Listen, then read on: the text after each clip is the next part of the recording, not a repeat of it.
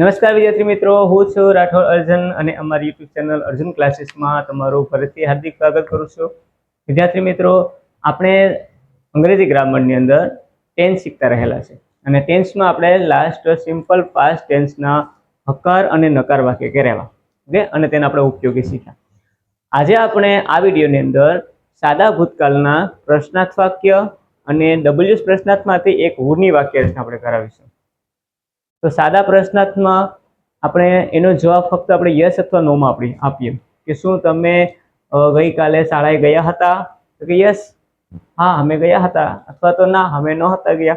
બસ આ વાક્ય આજે આપણે શીખવાનું છે. એની સેન્ટેન્સ પેટર્ન આપણે શીખીશું. ઓકે, તો સૌપ્રથમ આપણે લખીએ તેની sentence pattern.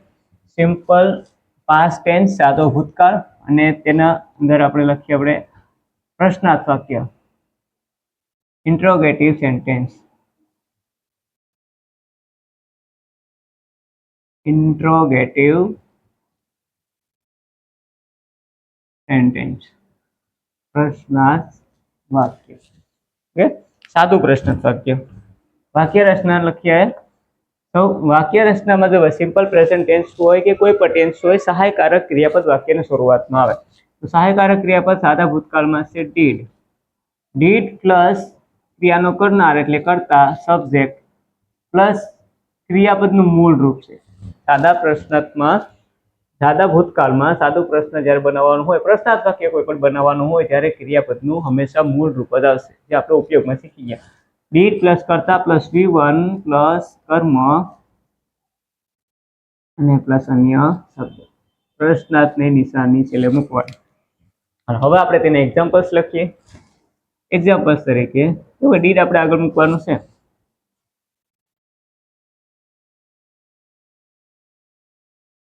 Did you go to school yesterday? શું તમે ગઈકાલે શાળાએ ગયા હતા?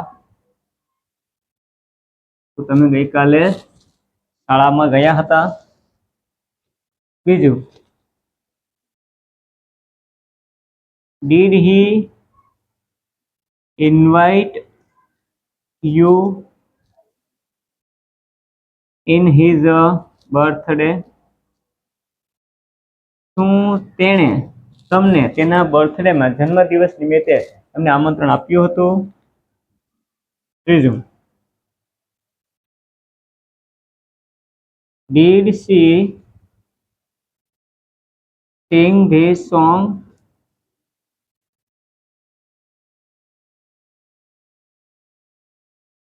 in the party? તો તેણીએ પાર્ટીમાં આ ગીત ગાયું હતું? ચોથું, Did Vinay play cricket yesterday? શું વિનયે ગઈકાલે ક્રિકેટ રમી હતી?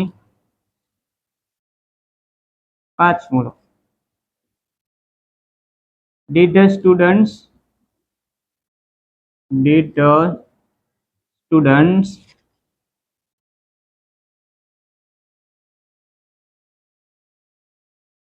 read this book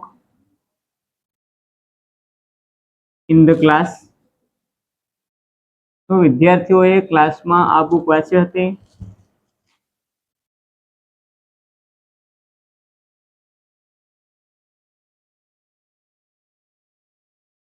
Did you inform બીજું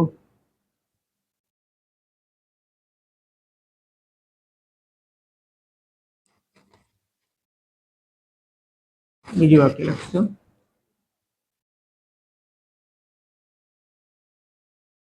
Did you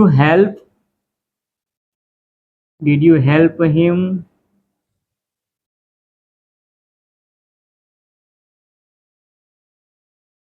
તમે તેની મદદ કરી હતી? તો આ વાક્ય બનાવવા માટે આપણે સાદા ભૂતકાળનો આપણે ઉપયોગ કરીએ છીએ. ઓકે, જેમાં વાક્યની શરૂઆત થાય છે ડીડ થી. ડીડ પછી આવશે ક્રિયાનો કરનાર, પછી ક્રિયાપદનું મૂળ રૂપ. કે જો મૂળ રૂપ છે ગો છે, ઇન્વાઇટ છે, સિંગ પ્લે છે, રીડ છે, હેલ્પ છે, મૂળ રૂપ જ આવશે. આમાં ભૂતકાળ લોકો નહીં આવે.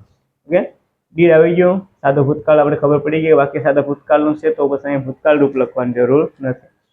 ટુ સ્કૂલ અને છેલ્લે યસ્ટરડે છે કે કાલ દર્શાવતો શબ્દ છે તે આપણે સાદો ભૂતકાળ છે તે આપણે આના ઉપરથી આપણે ખબર પડશે.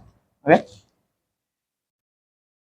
તો હવે આપણે લખીશું તેના હુના વાક્ય રચના. હુની વાક્ય રચના બીજા ડબલ પ્રશ્નાર્થની વાક્ય રચના કરતો અલગ છે, એટલે આજે આપણે હુની વાક્ય રચના કરી નાખીએ. અને હુ એટલે થાય કોણ. લખીશું આપણે હુની વાક્ય રચના. હુ એટલે કોણ. હુ પ્લસ V2 પ્લસ કર્મ પ્લસ અન્ય શબ્દ.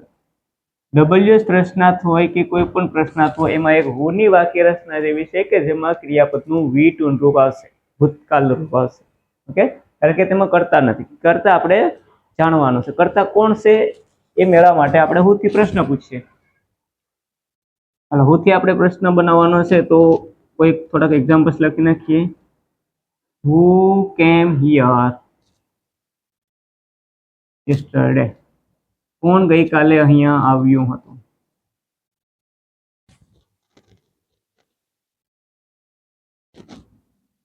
હુ ઇન્વાઇટેડ યુ. કોણે તમને આમંત્રણ આપ્યું.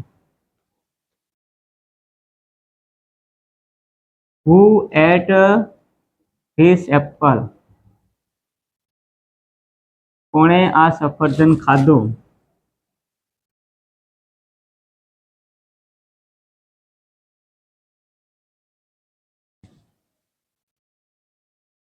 Who wrote this essay? કોણે આ નિબંધ લખ્યો.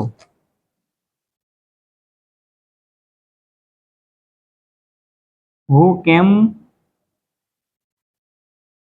with you?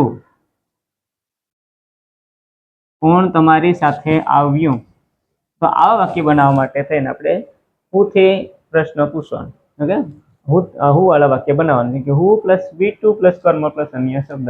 વાક્યની શરૂઆતમાં હુ પ્લસ V2 ક્રિયાપદનું ભૂતકાળ રૂપ પ્લસ કર્મ અને પ્લસ અન્ય શબ્દ. અન્ય શબ્દમાં આપણે કાલ દર્શાવતો શબ્દ છે, પ્રીપોઝિશન વાળા કોઈ પણ પ્રીપોઝિશન થયેલ છે તે આપણે તેનો ઉપયોગ કરી શકીએ. ચાલો હવે આપણે નેક્સ્ટ વિડીયોમાં આવીશું ને ત્યારે ડબલ્યુએસ પ્રશ્નાર્થ અને પેસિવનું વાક્ય આપણે શીખીશું. ઓકે, ડબલ્યુએસ પ્રશ્નાર્થના વાક્ય અને પેસિવના વાક્ય સિમ્પલ પાસ્ટ ટેન્સના. ત્યાં સુધી તમારે શું કરવાનું છે કે આ સાદા પ્રશ્નાર્થ અને હુ વાળા પ્રશ્નાર્થ તેની તમારે પ્રેક્ટિસ કરવાની. બીજા વાક્ય તમારે તેવા બનાવવાના છે. તો નેક્સ્ટ વિડીયોમાં આપણે આવીશું ને ત્યારે આપણે ડબલ્યુએસ પ્રશ્નાર્થ અને પેસિવની વાક્ય આપણે શીખીશું.